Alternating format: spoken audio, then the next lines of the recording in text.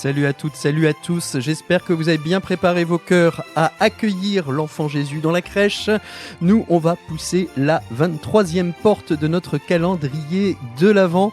Et oui, aujourd'hui, nous allons évoquer un nouvel ODD, une nouvelle tradition de Noël qui lui est associée, mais vous pouvez aussi nous aider en contribuant sur Tipeee à ce podcast. J'espère que vous l'avez apprécié. En tout cas, merci à tous ceux et à toutes celles qui nous écoutent depuis le début et n'hésitez pas à partager. Il y a d'autres épisodes, d'autres échanges qui ne sont pas des traditions de Noël mais qui s'intéressent aux objectifs du développement durable. De très beaux échanges que je vous invite à découvrir, bien évidemment. Allez, on pousse une nouvelle fois, pour la 23e fois, la porte de notre calendrier de l'Avent. Et aujourd'hui, direction...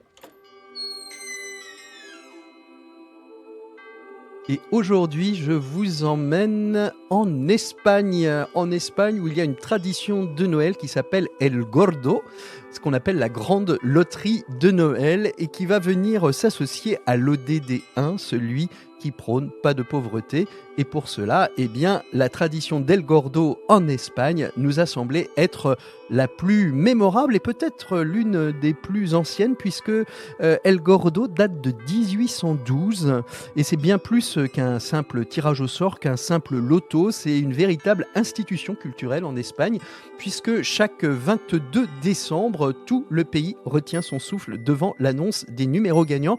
Alors aujourd'hui, nous sommes le 23, donc il y a eu un gagnant en Espagne. Peut-être que vous pouvez aller voir sur les internets qui est l'heureux gagnant. Et ce qui rend cette loterie si spéciale, eh bien, c'est son système de partage. Les billets appelés décimos sont souvent vendus en parts, ce qui permet à des familles, des amis, des collègues, voire même des villages entiers de participer ensemble. Et c'est une tradition qui incarne l'entraide et l'espoir collectif.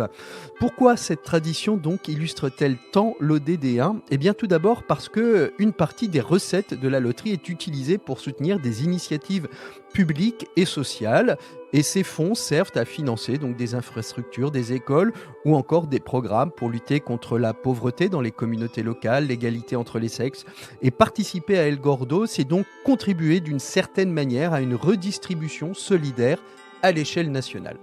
Et puis l'impact de cette tradition ne s'arrête pas là, parce que les gains souvent sont partagés entre plusieurs personnes ou communautés, puisque comme je l'ai dit, plusieurs familles peuvent jouer ensemble et permettent donc d'améliorer directement la vie des participants, un peu comme une loterie d'ailleurs.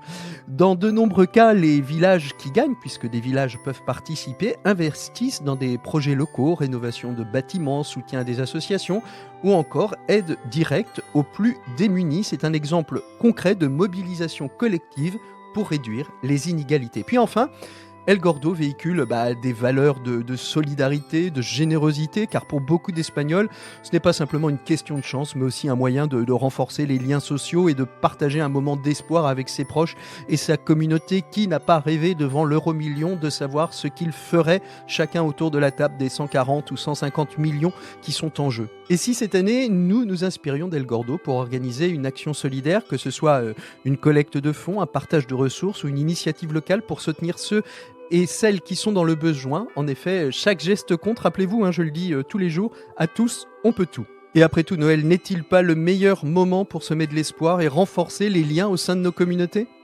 Allez, rendez-vous demain pour découvrir une nouvelle tradition de Noël et un autre ODD. Et si vous voulez nous aider, n'hésitez pas à liker et partager cet épisode autour de vous. À tous, on peut tout. Je rappelle, au cas où vous ne le sauriez pas, que nous avons aussi une chaîne YouTube de Comment vas-tu bien la planète. Donc vous pouvez retrouver les 23 premiers épisodes. Je vous donne donc rendez-vous demain. À très bientôt. Au revoir. Comment vas-tu bien la planète ? Une production originale de Mediadvise Podcast Studio.